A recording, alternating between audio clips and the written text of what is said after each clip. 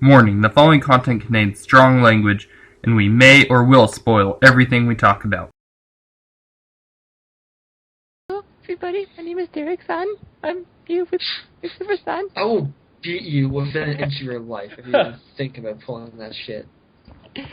This is George-san. I'm not going to edit this out. He's very mean to me, but I still love him.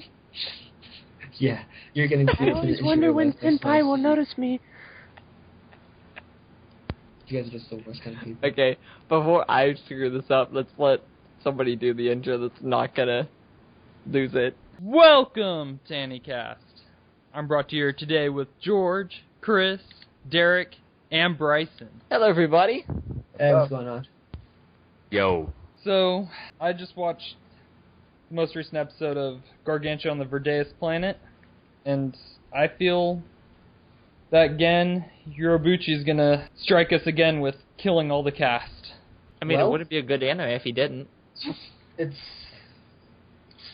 started off not in that format. I mean, it started off like a feel-good show where the dialogue was great, and it was more of a instead of someone getting like pulled into a war, it was someone getting pulled out. So I really have no idea why, after all this time building up these characters, he's gonna probably start killing them off one by one. It You know, just happens. I mean, that's what he does. It's not like it's gonna be, I'm gonna make a character and have him live on. No, they're gonna die. It's not necessary though. I've talked to a lot of people about this, and a lot of people agree. They just don't think that his strength lies in like him killing off characters. His strength lies in the fact that he's actually really good at writing dialogue. Like, for instance, like look at all the the conversations the characters have amongst each other in Psychopaths when they talk about like philosophy and like how they live in like that like dystopia.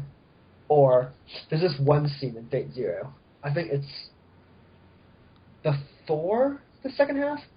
I think the episode's called like the Meeting of Kings or something. It's where like Saber, Archer, and Ryder all meet up on a bridge and they talk about like, their philosophies as when they were ruling their kingdoms in their respective times. And like that dialogue is just like, I mean, it was great. Like it has probably one of like the smartest, most engaging conversations I've ever seen in an anime.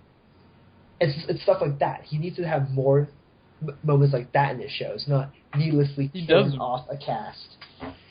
he does really good with developing characters in all of his shows, almost. I mean, like, so far, up to now, he's done really well with showing how these characters interact with each other, that language difference between Leto and Amy, and the rest of that shit. And now their paths are starting to conflict with Leto having a bad history against the Hideas. The Hideaze? Yeah, whatever they're called. You could even call them whale squids still if Let's you just want. all admit that he's the Japanese Joss Whedon. That's him in a nutshell. Wait, whoa. Let's not go that far. We're not going to call Urabushi again the Japanese Joss Whedon. He builds up great character development and then kills them right in front of you. Yeah, so Joss Whedon will only kill one character and you'll never see it coming. For Urabushi again, you just assume everyone is going to die. Yeah. So it's opposite. Okay, we got it now. Watching one of his shows is like watching a horror Urabushi movie. again is pretty good at writing female characters. Like, none of his female protagonists feel very, like, needlessly emotional. Like, I mean, say, take Akane in Psychopaths, like, she starts off as, like, this, like, really naive, like, idealistic cop, and then at the end of the show, she's just, like, I don't know, like, being terrified by, like, everything that she's seen. She's, like, this more, like, hardened, like, cop, but, like, she still tries to retain some of her ideals at the end. I'm not going to go into details, because I don't know if you guys all saw that show. But his characterization is good. I haven't got to watch it yet, like Psychopaths. I really want to, though. It's good. It's nothing like spectacular or anything to write home about, but it's quite good. Yeah. Yes. And another good show that he writes really well, female protagonists, I'm pretty sure a lot of people can agree with me, is Puella Madoka Magica. I'm not just saying that because almost every character is female, if not all of them. I think everyone but a QB is a female in that show. Yeah. Well, yes, Madoka was good because it did a really good job building up the characters before killing them all off in brutal fashion. You know, another thing I really liked about Gargantia, I think it shows like a really good lifestyle all these people are living in a different take on a I'd call it a post-apocalyptic Earth because, I mean, a lot of humanity has been wiped out because it froze over. And now all the ice has been melted and it's a very aquatic form of post-apocalyptic. Mm-hmm. How they're all living on boats and they're all figuring out how the past Earth was by looking through broken down ships or buildings underwater. I think it takes a really good take on it. And let's not forget the fact that the robot is actually learning. The robot's interface is learning as well. I don't know. Am I the only one who thinks that's really cool? Or Chamber's the best character in the show. Without yes, agreed. He's asking the hard questions. Why do girls complain about their weight and then they eat that much? And Peter's like, that's just how women think. And Chamber's like, I don't understand. And he's just like, you're just like the rest of us, man. Why do I still have to sit here? Shut up, Chamber. You have to cook the meat. Only people see a giant advanced robot and decide to use it to cook meat. Like, seriously. I mean, that's my favorite character. It's just because, I mean, it's all this character development. I like the robot. Now, the girls in it are pretty hot, but that robot's got some wit to it. Yes, that's very true. One of the things I'm kind of misunderstanding is that most of the people on this ship believe those whale squids are gods on them. I don't think really. Or is it just like not gods, a bad more taboo, like sacred than gods, I would say. It's kind of like how the Indians view the cow as sacred. It's kind of like that. Right, exactly. Okay.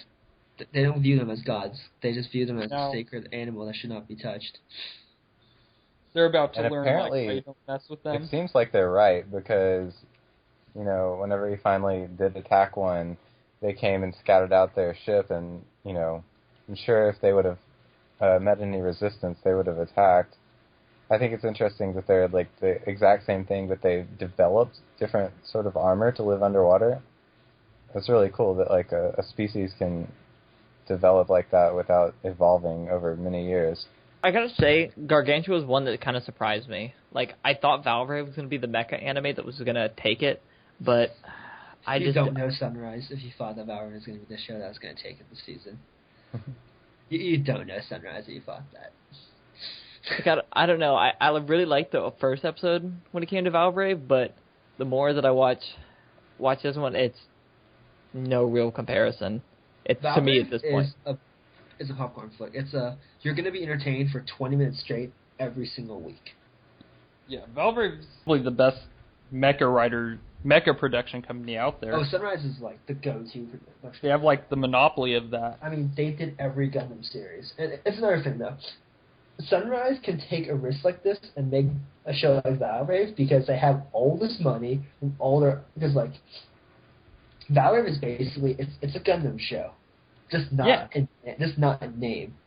It's because it's so super robot-esque, and it's like. So I mean, they take every trope from their mecha shows, and then they add and they just get the best voice actors in the industry, and they get the mechanical designer for the original Mobile Suit Gundam, and then they get the character art for the Gray Man, and it's just we're doing this. Here's a bunch of the person that's writing the whole series, I mean, is the same writer as Kogios. Yes. So you have really good character development too in the story. You almost can't compare them because it's Gargantia is not really traditional mecha. I mean, there's a mecha in it. I mean, for the most part. You really can't call Gargantia a mecha show. It's a sci-fi show for sure, but everyone actually had expectations for it going into the season because Urobuchi was writing it. Yeah. It's definitely been good, for sure. I mean, also... I can't wait to see the next episode, too. Not only it being written by Gen Yoribuchi, but the production company for that, I mean, it's the same one that's helped make the game for Tales of Symphonia and also wrote Ghost in the Shell a long time ago. Mm. So, I mean, both with the writers and the companies and the director, I mean, they have a lot of momentum or a lot of people wanting a really good anime. True. But Valverave, I mean, I've really liked Valverave so far, too. It's just fun. Like, it really is, like, the plot still doesn't make any sense. You still don't really know what's really going on. But episode 6 definitely hinted at some things. Like, that school is definitely not just a school. Because LF definitely knows more than he's willing to let on. But you haven't really seen him in, like, the past 2 episodes. So he's probably been, like... We're figuring out what he's really up to. He's probably just, like, he was probably investigating. After Haruto turned him down for his contract, he was just investigating the school and stuff. Because he's clearly done his research. Otherwise, he wouldn't tell Haruto, "Hey, we're going to bring revolution to Dorsha." If like he didn't think that Haruto can actually help him. He doesn't seem like the kind of guy that would just like randomly ask someone to help him, because the dude can easily wipe out an entire battalion without even a scratch. So I'm confused, like why, like when he found that whole entire hangar full of mechas, I didn't know why he didn't take one for himself and just like do something. You know one is missing, right? There's actually one missing. I mean, there's still like 2 others in there. There's 1 or 2. There's 3 left in there. Okay, 3 left. There's supposed to be 6 Valverave units total. We don't know what the last one. We don't know what the last one is. We don't know what it looks like. We just know there's one missing. On the official site, they say there's one missing. But Saki says there's the colors of the rainbow, so assuming that that's the case, the remaining Valverave unit is orange. For all we know, LF probably already took it for himself, and he's just not using it. We don't know that yet. All we know is it's rainbow robots. I know it's like we're visiting Power Rangers, but... Oh, they're going to combine at some point. The Gundam form. They're going to combine at some point. We're going to get ourselves a Megazord. That's what I'm looking forward to. It's going to be a Valverave Megazord. It's going to be awesome. I wouldn't be surprised if it happens at this point, because this is so much to say. We have a lot of money, so we're just going to give you guys a show that... It's like this. Sunrise is like so successful in a studio that they could make the show like the worst show they've ever done, and it will still make them a crap ton of money, because it's an original mecha anime from Sunrise. That alone is going to sell. Yeah. Add to the fact that Bandai is already like pumping out the model kits means that they're making so much money off the show. It's not funny. They've already announced that they're making models for the Valveraves, aren't they? The red one's already out. The red one's already out, and then they've shown like one other one too, right? They showed the other 4. There was a hobby show, the Shizuka Hobby Show 2013 was this weekend, and Bandai previewed the other 4. Okay. So yeah, they're like, we're gonna make a crap ton of money off you guys. It's like last season, 2 seasons ago, Gundam Age, when Sunrise made that show just to bring in a new generation of fans, and it was done by Level 5, like the studio. It's the game studio that did like Professor Layton and games like that. Like they wrote Gundam Age pretty much. That's why the character designs are all like kid-like, and they try to make it more like kid-friendly. And the show is kind of bad, but they wanted the show to bring in a new generation of fans. And despite how bad the show was, it did just that. So Sunrise doesn't care. They can take as many like liberties as they want, because as long as they do a mech show, they're gonna make their money back. It's as simple as that. I mean, they've been making good other shows too. Well, yeah. Besides just mecha, I mean, you and Derek have been raving about Love Live for the longest time. Don't even get started. We'll spend the entire podcast talking about it. Yeah, I can talk about Love Live for like days. They also did Horizon, but yeah. But yeah, so long story short is that Valverave is a very polarizing show. People either love it, people either hate it. But people can't stop talking about it. Some people are saying, oh, this is bad. It's like Guilty Crown 2.0. But the biggest difference is that Guilty Crown had like they just stopped trying after a certain point. Like they switched like directors and stuff, and like the story made no goddamn sense. And Valorant isn't exactly gonna go that route. It's still not gonna make much sense probably until the very end. But you cannot deny the fact that it's entertaining and it's fun.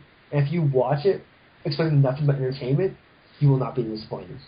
Like, you do not watch that show seriously. It's like a Michael Bay film. You don't look for, like, artistic merit in a Michael Bay film. You expect explosions, slow motion, explosions, some boobs and ass shots, and explosions. You don't expect anything else from a Michael Bay film. I mean, that's when I saw Transformers. That's what I went for. Exactly. Slow motion booby landing. Megan Fox. Ass shot. Bam. Millions upon millions. The movie was a piece of crap, but it made millions. That's why they're making the fourth one. Like, and if you go into it thinking, hey, I'm just going to watch it as entertainment value, then you really won't be disappointed. But if you're like, I'm going to watch this to get myself the greatest story that I've ever found, then, yeah, no. Yeah, that's exactly. Like, Sunrise knows that Valverave is not. They're not trying to break new ground. They've thrown in every single trope of all of their shows in that series.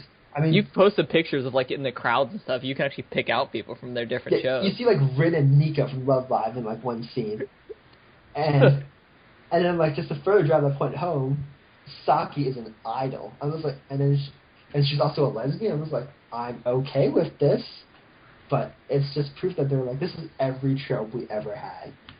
All we're missing now is a masked man character the Gundam series are so fond of doing, and we're set. No. Oh, it's gonna happen. We don't need a masked man. It's gonna happen regardless. This isn't Batman. Whatever, it's gonna happen. And Batman will be in it. Don't worry, Batman will be in it. Let's give it 2 more episodes. Where's the Valverave? The biggest issue with the show is that, like, it's not really an issue, it's like, no one really knows where it's going. Like, every week, it just completely, like, does something that you don't expect. Like, no one... We declared independence. Because in episode 6, it's all about Saki, right? But up into episode 6, Saki was, like, this cool, mysterious beauty type, and then suddenly you find out, like, holy shit, this chick is crazy, but she's still hot. But she's crazy. She's psycho. But they had like those few clips when she was like piloting Carmelia that showed that like she was abused as a child and she was neglected and stuff. So she wants to be noticed and she just wants to make her mark in the world. She doesn't want to be. She doesn't want to just be somebody. She just wants to like. She doesn't want to be somebody that just lives. She wants to be like famous and remembered because she never got that attention growing up. She just wants to be loved, basically, is what we're getting at. But hey, when you're a vampire lesbian idol piloting a giant robot, I'm sure you're going to be loved. Let's be honest here. I mean, isn't like all those Valveraves turning the characters into vampires? Yes. That switch bodies? Yes. You guys find it hilarious how Saki is more manly as Haruto than Haruto is? Like when he like pinned like the blonde chick to the wall and put a Pocky in her mouth and said insertion complete. I'm just like, oh, Sunrise. If you know what I mean. If you know what I mean. Now that you say that, I think that episode might have had a deeper meaning on that sort of level. Episode 6 was great. It was just another fun, action-packed episode with really great action sequences, and the animation quality was top-notch as always. It's what you expect from Sunrise. Like they haven't really. Yeah. I mean, they really haven't disappointed. I mean, I don't really. When I look at Sunrise, I'm not like. I've never really been that whole. I'm gonna watch this and get like an amazing story out of it. I don't know. That's just never been my vibe with them. Some have. They've done a few good shows. That's great stories, but I feel like even when they don't, it's not their hardest. I feel like they still are entertaining. They never feel they know how to get to their audience. Robots. Here's a giant robot. They're like, you know what the fans would really want? Robots. And hey, and this is gonna be a stretch, guys, but I'm assuming if you gotta stay with me, boobs. What? We hear vampires are all the rage these days, so we'll add vampires too, just not sparkly. Dude. I mean, this is gonna sell, man. You hear that sound? That's the sound of Sunrise swimming in money. I think that was the best analogy we could have given them. That's gonna be. That's your business strategy now. They just do that. They go into any company they want to. Like, hey, we want to make an anime. And like, oh, cool. And then that's their business strategy. Like, you want money? We'll give money. Like, I mean, like, let's go back to last season of like Love Live. I want to stop talking about the show, but I can't. So I'm gonna bring it up again. Like, Love Live was not the best show of last season. I'll be the first to admit it. Shinsekai Kageyori was by a long shot. But Shinsekai Kageyori did not sell in Japan. You know why? Because it lacked all the things that would appeal to like the mainstream audience. It did not have cute girls doing cute things. That's why, despite the fact that Love Live did not have like the best story in the world, it had a good enough story, and the girls were cute enough, so it just like sold a crap ton. It's as simple as that. For a while there, I thought Shinsekai Kageyori's gonna go a yaoi route. I think I read somewhere that also hurt its sales. That apparently threw a lot of people off. Because it's like, you can't have... We're all for girl-on-girl action, but sometimes guy-on-guy, we're just like, oh no, you got too far. Like, you know, sometimes those fangirls go crazy, though. Oh yeah, that's... You guys hear about that swimming anime that Kyo Annie's doing this summer, free? How about we don't talk about that? Like... Let's leave that for when we get the girls on this podcast. Let's leave it to that. Let them talk about it. I mean, I'm gonna watch it. It's a trap. No, it's not a trap. They're actually dudes. Okay, I mean, what happens? Okay, we're all gonna kick ourselves if somehow this becomes the best anime of like the year. Okay, it's Kyo Annie. I mean, they do pretty good. They have a really good track record, okay? Like, come on, guys. Have you not... They did Full Metal Panic, Clannad After Story, K-On! Come on, guys. No, I think if any studio can pull off an anime that does the reverse of cute girls doing cute things, that's cute boys doing cute things, it's Kyo Annie. I'm pretty sure they're going with the hot guys doing hot things. I don't think they're going with cute. I mean, as much as they all fit tropes. There's the guy with glasses, the like broody loner type guy, the like the cool guy, and like the short guy who admires the other guy. Just like, oh man, the shipping wars. The Fujoshis are just salivating. Like, if you type that in on Tumblr, and I suggest you don't, oh man. Just oh man, it is. What are we typing in on Tumblr? I mean, don't. Much as they want to base the characters off of us, but we appreciate it. But anyways, we're getting off topic here. We were on Valverave, and then we got the Sunrise. Let's backtrack. Okay, so we were on. Valverave. I think we were. Yeah, and then I talked about Love Live, and the next thing I know, I was talking about Free, and now I'm talking about Kyo Annie, but that's not the point. Yeah. There really isn't that much else to be said about Valverave. Everything that needs to be said about that show is said up to this point. Just watch it and love it for what it is. Personally, I love it for what it is, and personally, I'm going to buy all the action figures. But, you know, Sunrise does not have to work very hard to get my money. They're going to say, we're doing a robot anime. Take my money. It's not hard. I just hope that Valverave makes Sunrise enough money that they will give us Horizon Season 3 and Love Live Season 2. And that's it. I'm done talking about Love Live for the rest of this podcast. Okay, so I think that's really all we need to say about Valverave. There really isn't anything else that needs to be said. I mean, people either love it or hate it. It's as simple as that. Just watch it, guys. Now I can bring up the one that I really want to talk about. What do you want to really talk about, Derek? I want to talk about the Hentai Prince and the Stony Cat. Hentai Prince and Stony Cat, huh? Alright, first off, let's talk about this. Let's talk about like what's good about the show. The good thing about the show, there are two lollies that are the female love interest, and it's fantastic. The bad thing about the show is that every week I almost die because there's so much cuteness. There's I almost get diabetes. Like every time I watch the ending theme, Baby Sweet Berry Love Ogre Yui, I'm just like, I think I'm gonna get diabetes from this. I cannot take this much cuteness, like, just thrown at me. It's just too much. I mean, I have to disagree. I think it's awesome. you think it's awesome? Yeah. I'm not saying it's bad. It's just cute. It's too cute. You cannot be that cute when you don't get any emotions. So you can't. That's not how the world works. You think it's more of a hardcore moe genre? It's not really a genre. I mean, Tsukiko's moe as shit. You can't really deny that. I could classify moe as a genre. I think K-On! Is just like it. Okay. K-On's a perfect example of a moe. A moe show? Oh yeah, Mio? Yeah. Mio is so moe, and I love Mio, but let's not talk about how much I love Mio. But, I mean,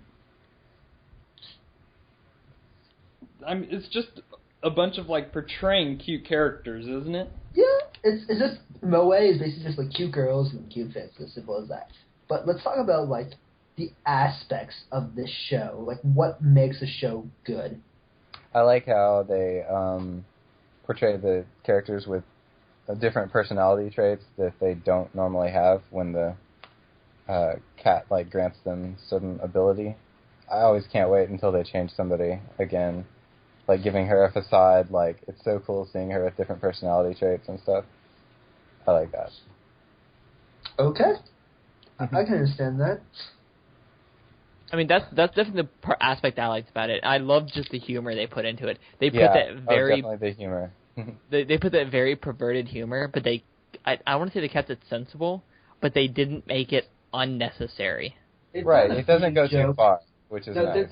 There's been a few jokes that's been in poor taste. Did you guys remember in episode 2 where Yokidera is Azusa and he's like they're at an abortion clinic? And he's like, I'm going to take responsibility for my action. I forgot about that. Okay. Maybe some of them have gone too far, but... And then, like, in the latest episode, where the Queen of Steel's, like, underclassmen's like, he wants to spread his, like, white fluids all over you. I'm just like... Oh, wow, yeah, okay, that's true. I guess I just don't even think about that stuff. I don't know, maybe I'm just so used to the weird stuff like that I'm like, this sounds normal to me. Definitely. And, like, when Tsukio, like, destroys Yokidera's porn collection, it's like, 13 hours full of explosive tits? Pick up his pair of scissors, scratch his porno DVD, throw it out the window. It's like, okay. Thanks for ruining the man's porn collection, woman. I definitely want to see... live for. Oh, sorry. The older sister, what was her name? Tsukushi or whatever? Yeah, Tsukushi, yeah. Yeah, I want to see her get some ability from the Stony cat. I think it'd be awesome to see. Because she has such a cool personality already anyways. She's really dangerous as it is. She wants to marry Tsukiko in Massachusetts and they allow gay marriage there. Oh, I know. Yeah, that was crazy. Like, totally unexpected. I did not expect that at all from her. And then how she has to seduce Yokidera in the latest episode. And she's like, wait, what do I do now? I'm like, come on. You're on top of him. What do you think happens next? They play Scrabble. Oh. Sure. Okay, sure. Good to know. Boggle. I can't tell you how many times a hot chick was on top of me and we played Scrabble. And Scrabble was not Judaism. No, actually, George, tell us how many times a hot chick has been on top of you. Yeah, let's be honest here. My personal life aside, I think one issue with the show, this is just a personal issue, is that I can't stand the male protagonist's voice sometimes. Like, you guys don't really, like, follow, like, what... You guys don't really, like, have a favorite voice actor or voice actress, right? Yeah, I don't. Okay, so you guys will understand my trepidation then, because, like, I can't stand Yukikaji as, like, a Seiyu, because his voice is just irritating. I do know what you mean, though, because, like, I'll watch some animes where it's just, like, their voice does not look like... It doesn't sound like what the character looks like, you know? Here's a fun fact. Yukikaji, like, the guy that voices Yokidera in Hentai Neko, he's, like, the short redhead kid in Valverave. He's, like, on Dorsha's side. No. He's also Satoru in Shinsekai Yori. I was talking to people before the podcast, like, it's light novel adaptation with JC Staff. They have a very good track record with these things. I don't know if we can compare yet to like Toradora or Sakurasou, but No, it's not. I mean it's pretty good. Yeah, I don't think Hentai Neko is going to reach Toradora or Sakurasou status, but it's definitely a very solid adaptation. JC Staff does a really good job with like. They know what they do best and they stick to it. They never try they very rarely do original IPs. Like most of JC Staff is like just adapting visual novels or light novels. You know, one of the things that really bothers me, and I could be wrong because I haven't actually watched the end of Toradora, but I mean, a lot of these light novel genre animes, I feel like they don't have a legitimate ending. And it bothers me a little bit. Toradora actually has a legitimate ending. Okay. Well, don't say what happens because I haven't finished it yet. The ending in the anime is different from the light novel, though. But I mean, like, a good example would be Sakurasou. I mean, I kind of want to see, like, some kind of closure that maybe Sorata is going to be with Mashiro? Oh, it's Sheena. It's implied. Like, that's what makes the ending good. Like, they wrap up everyone's, like, story and, like, give everyone closure, but they leave the ending open-ended enough for you to imagine what happens next. Like, it's a great ending. Like, everything's cut. I hate those. I want to visually see some kind of closure. She kisses him. What more do you want? They're going to end up together. Sorata even realizes that she has him wrapped around her finger. They're going to end up together. Nanami is not going to win. I have, like, talked to so many Nanami fanboys because they were on that ship for so long. And every week they were like, this is so painful to watch and she's not going to win. They're like, the best girl doesn't always win. I'm just like, of course the best girl doesn't always win. But she probably isn't the best match for him anyways. But that's not the point. We're not talking about Sakurasou here because that was last season. And I really hope that's not how... I really hope, like, Hentai Prince has some kind of closure on all the characters. I'm not really expecting anything out of that show, to be completely honest with you. Now, I'm just liking it. I don't think it's going to go on to season. I'm just happy with it. It's kind of like that light-hearted comedy sort of thing. Not really light-hearted, I wouldn't say that. That's actually probably a stretch. I mean, it's fairly lighthearted. It has, like, really touching moments about, like, it talks about, like, identity and stuff like that. I just like the comedy aspect of it. That's why I watch it. I watch it kind of the same thing, kind of like Valverave. I kind of watch it just for the entertainment factor. I'm not watching because I'm like, this is going to be a classic or anything like that. Okay, yeah. That's probably how you should look at it. Yeah, I agree with you. I just definitely love watching comedies. Like, I don't know, I get bored with some of the action sometimes. It's just, too, like, everything is action, it seems like. And so it's nice to have... There aren't that many, like, real, like, actual comedies this season. I mean, Shiki is probably the only real comedy this season. And you don't think Oremo's a comedy? Which one? I don't want to talk about Oremo. Wait, which one did you just mention, George? Yu Yu Shiki. It airs on Tuesdays. Oh, okay. I'll have to check it out. It's a really cute slice of life. It's cute girls doing cute things. It's Moe. Love it. Cool. Wait, which one are we talking about? Yu Yu Shiki. Yu Yu Shiki. I wonder, have I watched this one? It's good. I haven't watched this one at all. It's incredibly. Oh wait, Yu Yu Shiki. Yeah, duh, I have watched this one. It's Yuri 2.0, basically, kind of mainly because two of the main characters in Yu Yu Shiki are two of the main characters in Yuri. It's Shinatsu and Yuri Seiyu as like Yukari and Yui, I think. Okay, this is the one where they're the computer club. The data processing club, yes. Okay, yeah. And then there's the episode where they I keep thinking in the first episode, yeah, I took a quiz on the computer that said I'm more of an S in the S&M thing. It's like, I wonder which one you are. Can I hit you to find out? And I'm like, oh my gosh. And in one of the more recent episodes, Yui's like, I have transcended the need for sleep. And And one of the girls is like, let me grab your boobs! And Phoebe's like, not here, come into my room. And it's like... Aren't they just like freshmen in high school? They're like 14, 15? It's an anime. Come on. Whatever makes help you sleep at night, it's fine with me. I mean, yeah, it's probably the only real comedy. We're not going to talk about Aramo because... Okay, but if you really want to talk about Aramo, let's talk Aramo for a few minutes. Well, let me just get this out of the way. I'm still catching up on this. I hate Kirino as a character. Can we just go ahead and call, like, okay, I just got sent a message. Can we just go ahead and say what we're going to title this episode? Just because I'm laughing at this now. Maybe Chris has something to say about Oremo. You know, I just was about to say something. I've just been listening to what you guys have been talking about. I didn't know much about any of the shows, so I didn't say anything. But I like her, no. I don't know what you're talking about. She's good. We all have issues. Let's just put that out there. I mean, it's... I don't know. It's A1 Pictures. They don't really do, like, very good work for the most part. But... And this is a show that fans have been wanting for the past 2 years, and I really don't like where the show is going. It seems very evident that they're going to go for the whole Kirino and Kyosuke are going to end up together, and I'm not okay with that, because I hate Kirino as a character. The last few episodes, it does seem like that, but I don't think that's bad. And that's very bad. You're not all supportive of cis-cons? No, I'm not supportive of cis-cons. I'm on the Ayase ship, I'm sorry. Yandere's for the win. You girls and your shipping. Though Shironeka was pretty great, too. She's just adorable. Her being voiced by Hanazawa Kawa is just a bonus. It's too cute. I can't take this. But what's another really good comedy?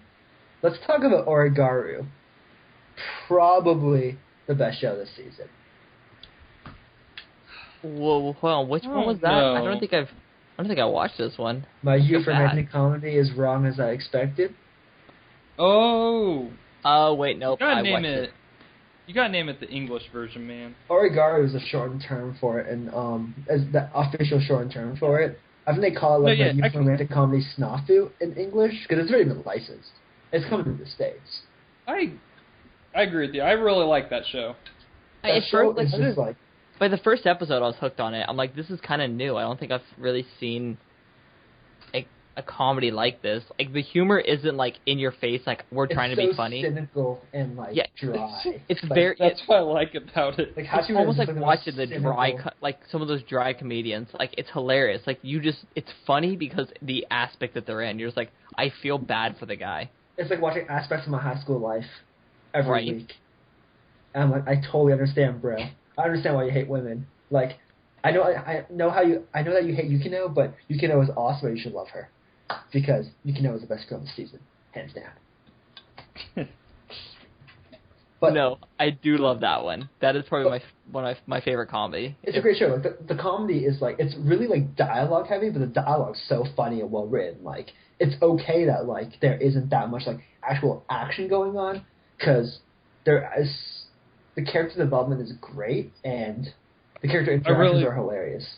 I really like how Hikigaya interacts with the teacher, and it always ends up with her punching him. Oh, their counselor is awesome. She has problems, she just needs to get married.